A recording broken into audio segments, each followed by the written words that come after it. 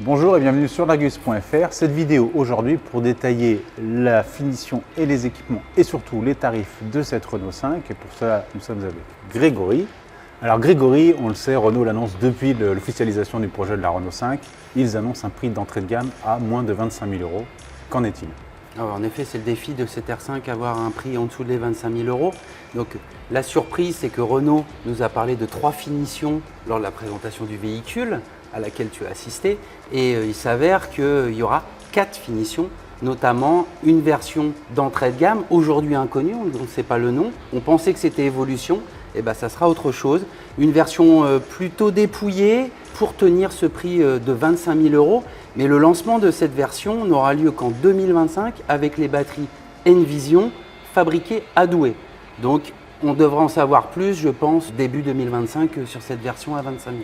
Tu l'as évoqué, pour l'instant officiellement il y a 3 finitions. Donc on commence avec Evolution, Techno, puis Iconiq 5 que Renault appelle Collection, sous-entendu une finition qui peut évoluer ou qui peut changer. Est-ce que tu peux nous en dire plus sur ces fameuses finitions? En effet, on a Evolution qui sera avec le petit moteur de 95 chevaux et la batterie de 40 kW. Ensuite, on montera sur Techno et Iconiq, là où on aura plutôt du 120 chevaux 40 kW et 150 chevaux 52 kW. Sachant que ces deux versions auront la technologie V2G avec un chargeur bidirectionnel de 11 kW. La version d'entrée de gamme 95 avec la petite batterie aura un chargeur 11 kW classique.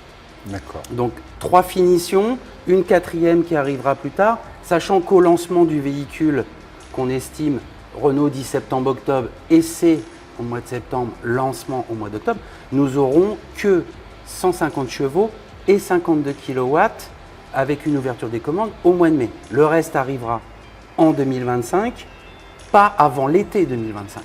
D'accord. Alors justement, tu parlais du mois de mai. On le sait parce que c'est officiel, c'était dans le dossier de presse, qu'il y aura une collection Roland-Garros. Tu me vois venir, Roland-Garros, c'est au mois de mai.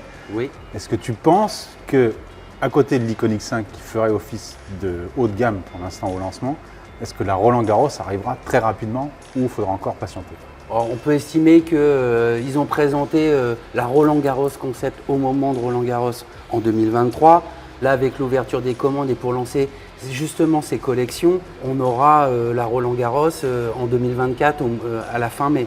Et ensuite, on en aura d'autres. On peut estimer qu'on aura peut-être une collection turbo, on aura des collections différentes avec des couleurs spécifiques d'ailleurs. Aujourd'hui, dans la palette, on n'a pas de rouge. On a vu des documents où il y avait ce fameux rouge. On peut estimer qu'on aura une collection turbo. Alors justement, parce que tu parles de turbo, tu parles d'Alpine. La R5 Alpine, évidemment, est un modèle mythique chez Renault. On sait qu'Alpine va proposer l'A290 de son côté. Du coup, est-ce qu'on peut espérer avoir une Renault 5 Alpine à côté de l'Alpine A290? Alors, c'était prévu dès le départ d'avoir une R5 Esprit Alpine, comme le reste de la gamme.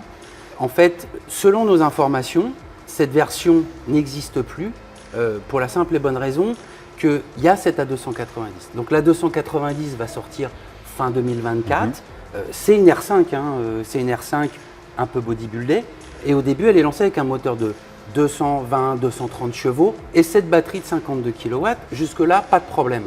En revanche, est prévu un an après une A290 avec le moteur 250 chevaux et la batterie de 52 kW. Et là se pose le problème, c'est qu'on va avoir une A290 et une R5 Esprit Alpine avec même moteur, même batterie, et là ça ne fonctionne plus. Donc il semblerait, selon nos informations recoupées, que l'Esprit Alpine ne devrait pas sortir.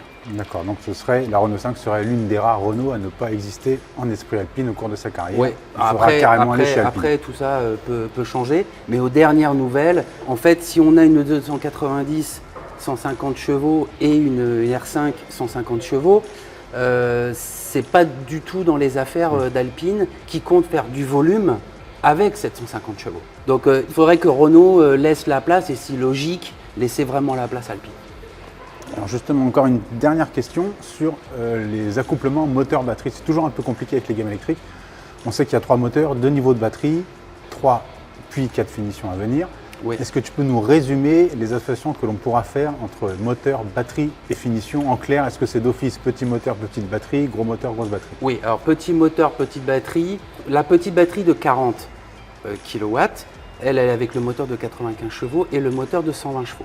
Obligatoirement, le moteur le plus puissant est avec la grosse batterie et on n'aura pas d'autres combinaisons. Ça sera petit moteur, petite batterie. Alors petit moteur, 95 et 120. D'accord. Ça c'est clair, avec un seul chargeur 11 kW qui sera, comme je l'ai dit, bidirectionnel sur les versions techno et iconiques. Vous avez entendu que celle de 95, l'évolution, n'aura pas forcément les mêmes capacités de recharge, elle ne disposera pas non plus du V2G ou... Non, de le ce petit système-là. moteur de 95, lui, il est en chargeur classique, non bidirectionnel, et ça restera comme ça. C'est les versions d'au-dessus qui l'auront. D'accord, donc on l'a compris, version d'entrée de gamme à moins de 25 000 euros, pardon. Renault l'a tenue, mais c'est pas pour tout de suite. Donc Non. en clair, au lancement, combien coûtera la Renault 5? Grosso modo, on va partir de ce fameux 25 000 euros. On a 4 finitions. On peut estimer, enfin, j'ai estimé qu'il y a environ 2 000 euros entre chaque finition. Sur une 150 chevaux, 52 kW iconique, on sera dans les 32-33 000 euros. D'accord, ok. Et enfin, ultime chose sur cette R5, parce qu'on nous a bien fait la leçon là-dessus, sur toutes les possibilités d'accessoirisation de cette voiture. Est-ce que tu peux nous en dire un peu plus entre les coloris de carrosserie, les toits, les accessoires qu'on peut mettre à l'intérieur? On sait que Renault a développé toute une gamme de choses. Est-ce que tu sais déjà des éléments qu'on pourra retrouver, qu'on pourra associer? Bah, après, sur les coloris, donc, ils ont annoncé la palette, sachant que le jaune n'est réservé qu'à la finition iconique, Donc le haut de gamme. le pour haut de l'instant. gamme. Les autres, c'est on a ce vert, on a le bleu marine, le noir et un blanc nacré. Ouais. Sachant que, juste un petit détail sur ces couleurs, alors je ne sais pas si on le voit en vidéo, mais il y a un travail de peinture qui a été un véritable casse-tête au niveau de l'usine avec ce pailletage qui a demandé une multitude de brevets, donc très compliqué. Ensuite, il y aura vraiment les coloris uniques pour les collections. On en a parlé, la Roland Garros a une teinte spécifique. On a un rouge dont on a vu des images qui sera pour une autre collection. Et Renault nous explique qu'il y aura d'autres couleurs qui rappellent la R5 d'antan. Il y avait un bleu, layette, il y avait plusieurs couleurs qui arriveront sur différentes collections au fil de la carrière de la R5. Et pour finir sur les couleurs, rappelons juste que ce vert est d'office la teinte, La teinte gratuite. livrée Oui, gratuitement la sur teinte la R5. gratuite, ce vert, ensuite, ça sera comme une peinture métallisée, ça sera en option. Bon, ben, merci beaucoup. Il ne reste Ouais. plus qu'à savoir si tes informations Mais sont on les bonnes. vérifiera ça. On vérifiera ça très vite. Merci Stéphane. Merci Grégory. Merci à vous.